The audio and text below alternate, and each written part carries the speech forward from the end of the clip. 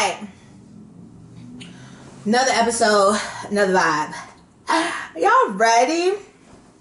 It's been really hard. I think my spoon just fell. It's been really hard keeping up with these sensitive subjects, just because a lot of the sensitive subjects be real and it be actually like my life stuff. And I realized growing up that yes, my life experiences are funny and all these things, but the things that I experience and how I react to them can hurt the people around me. So I'm trying to figure out a way to talk about the sensitive subjects, but make them more about me without getting too close to home. So it's just been difficult. It's been difficult navigating that and like talking about experiences that involve other people. So yeah, that's why it's been taking me a minute to drop, because like shit be happening and I'd be ready to talk about it, but yeah. So what I've decided to do is I'm going to more so tailor the experiences about me and what I've done and kind of use it as a self-reflection. So this first sensitive subject is about being the broke friend. I've been the broke friend more times than I can count. And I've also been the friend who's perpetrated like I've had more money than I really did. Never was really the friend who actually had the funds, but always pretended like I did. And it's easier to pretend when like it may be people who's around you who don't have the same job as you or don't have the same resources as you. Like my mom. One time I went to New York and I couldn't even afford the shots. New York do $20 shots in the strip club, okay? I had to call my mama to send me $40 to pay for 2 shots. Like, I remember me and some friends went to the DR, and I have really good like flight discounts and stuff like that. So if you know me, you know why. This particular time, we all decided to go to the DR in a group, and we having a good time. So good of a time, we missed our flight the next morning. So everybody like, oh, okay, it ain't nothing, like it's a little $200 just to get back home, one-way trip back to Atlanta. So they all purchasing their little flight. And I had nothing but credit cards with me. So literally, I was just looking at everybody. My mom was trying to send the money, but they wasn't gonna take no prepaid card. So I'm like, just sitting there letting it rock. And everybody like, all right, Tati, let's go. You ready to go? You got everything? I was like, yeah, guys. I'm not going on this flight with y'all. I'm gonna catch the free flight back. And they was just looking at me like, bitch, are you dumb? Like, they was more mad because I literally could have just told them like, hey, like, I don't got it. They're like, we know where you work, we know where you live, girl. We ain't worried about you robbing us, whatever. I ain't care. I ain't care. The Virgo in me would never let y'all pay me. It was like 3 or 4 of us. So they all could just pay, like, chipped in a little bit. And I would have just paid them back maybe $40, $50 here or there. Don't give a fuck. I'm cool on this whole situation. I'll wait. And I did. I waited in Punta Cana by myself. Actually, I think we flew into the Santo Domingo one. I waited in Santo Domingo by myself for like 5 hours. Got on a flight and was living my life. And I don't regret it, but it did teach me a lesson of like being a broke friend. And I feel like maybe, I'm not 100% sure, but throughout the whole trip, I probably was giving broke friend vibes. I don't know. I was always too embarrassed to really ask them about their opinion of like what really happened. But I knew in that moment, it was broke friend. Like, I was paying for little stuff. I was paying for lists and all that type of stuff. Little stuff like my credit card can handle. But y'all want me to just buy a $200 flight, a ticket right on out like day of? Y'all lit. Y'all better than me. I had to fix the lighting.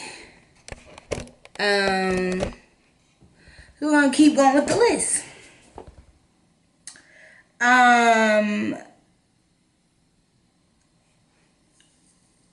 Yeah.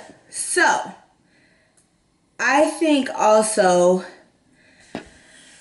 the thing I don't like about being the broke friend or feeling like, you know, somebody can little girl you real quick is I think once people find out your financial situation or they find out like they feel like they got one being at this big age of 30, even if you know like, you pay them back or whatever, they always gonna remember that time. Be trying to, you know, little girl, you know what I'm saying? Because they be 76, 54, 55, whatever. And you know, it could just be me. It could honestly just be me being a arrogant, rebellious type woman. But if you hit me with the, oh, how old are you? Oh yeah, well, I got this many years over you, da da da. Girl, I'm not gonna take you seriously. I'm not gonna think you saying anything of value. Because at the end of the day, bro, you are trying to little girl me. You're trying to prove a point that you're old and crusty. And I understand and I respect the simple fact that that may not be the case. I think the sensitive subject for this is just like, I probably have to take into account that I may just be arrogant. And I seen this quote. It was like, the difference between arrogance and confidence is results. And I think maybe like as you get older, as you get more experience under your belt, maybe you do have the authority to say stuff like that. I don't like it. I really don't. I feel like, especially in certain settings too, it's like, it feels like the person is trying to get one over. You know what I'm saying? And I just feel like with age, yes, it comes wisdom, but there's also people, you don't know what people have been through. You don't know what people know. So to try to just leverage your age as it is something that you can hold over people when there's 50-year-old dummies, I just feel like that's not cute. Like, don't little girl me. Also, in the vein of friends, I hate the awkwardness between women and their friends and their partners. When I say that, I mean, I come from a background of like friendships where we got into each other's business real bad. Like, it was nothing but, oh, I know about this, your nigga ain't shit, he trash, leave him. And it's taken a lot of unpacking and like trying not to be that way.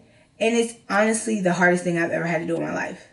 Because y'all niggas do be trash. And they do be ain't shit. And it's also hard because I know what it's like when my nigga was the trash one and he wasn't shit. And I had to listen to my friends. And I never listened to my friends. Like, it's hard on either side. Whether you dealing with the fuck nigga or whether the fuck nigga dealing with you or whether your homegirl dealing with the fuck nigga or whatever. It's the hardest thing ever. And it's like, you being the girl, you can't see it. But your friends can see the things you can't. I remember when I was married and my ex-husband had called me stupid. And I remember my best friend was just so mad. She was just so freaking pissed off. Like, you let him call you stupid. And I was like, girl, like, I call him a little And his mom is So I'm thinking it's not that big of a deal. But you know, now when I see friends going through these things, it kind of makes me realize, like, you can't, I don't know. In my mind, I'm just deciding not to say anything. I'm just deciding not to say nothing, deciding not to do nothing, because it's none of my business. It's truly and honestly none of my business. If you think a nigga talking to you like dog shit means he just got emotional issues and he missed his mom, then that's what it is. He got emotional issues, he missed his mom. Yeah. And my last sensitive subject for tonight is, I don't like meeting men out with this wig, any wig. Like, we went out the other day and I was just hoping like nobody talked to me, nobody approached me, nobody nothing, because I don't want to have that conversation about me being bald head. Like, let me be bald head in peace. Like, I just don't want to talk about or find out that my worst fear is that scene from Friday when Shawty who played Andale on Moesha came over there, rest in peace, and Smokey was like, basically, essentially in so many words, calling her a fat bald bitch. And I just feel like, first of all, ho, and this is my rant for the rest of my life, why was he able to say that and do that and act like that when literally he was broke as hell, living with his mama and couldn't find $200? Like, I feel like that whole part is missed. Like, fuck Smokey, broke ass, but she came over there a little heavy set with a little bit of hair. And niggas thought that was the funny, that was the gag. That's not the gag, that's not funny. So because of that, I have trauma. And I don't be wanting to meet men when I have on any type of unit, because I never want them to think it's cute to be like, oh, I didn't know you was bald head, blah, blah, blah. Bitch, I just cut this shit, first of all. And I think there's a certain, I don't know how to explain it. When you cut your hair, you do get a certain type of confidence, but there are some days when you're just like, fuck. Like, I don't have that thing to hide behind. But luckily for me, I was always taught, like, bro, this is just hair. Like, it is what it is. And it is. It truly is what it is. But I think the confidence starts to form within. And I don't know the science behind it, and I don't know why, but it's like you have an inward confidence because you can't rely on what the thing that you see. Like, some girls cut their hair and they be all confident all day, and I fuck with that. I respect that. But I think a lot of times when you don't have that thing to add to or whatever, you just gotta be a bad bitty. A lot of times you either rely on makeup or you rely on whatever. When you bald, it's just like, I am not my hair. So you just sometimes gotta form that confidence from the inside, and your self-esteem happens there. So I don't know. Sensitive subjects.